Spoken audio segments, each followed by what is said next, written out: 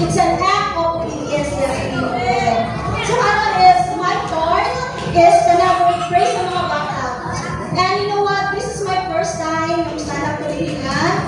And kung bakit siya, it's like, hindi na ako na-expect akong gibate. Ay tuwod, ba siya. So karon is,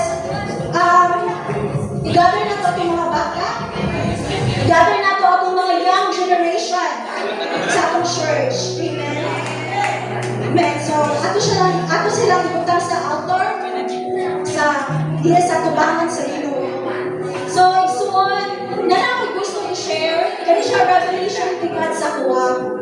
It's a rema for me. Ingon siya sa Psalms 71:18. A commitment to declaring God's power to the next generation, even in old age. Amen. So, tungod ang Ginoo, grabe kahigmaon ang Ginoo sa itong life.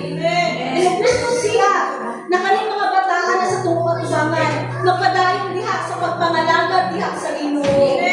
Amen. Nanay makinuganon, nakasing-kasing sa pagpadayon sa pagpangalangad diha sa Ginoo.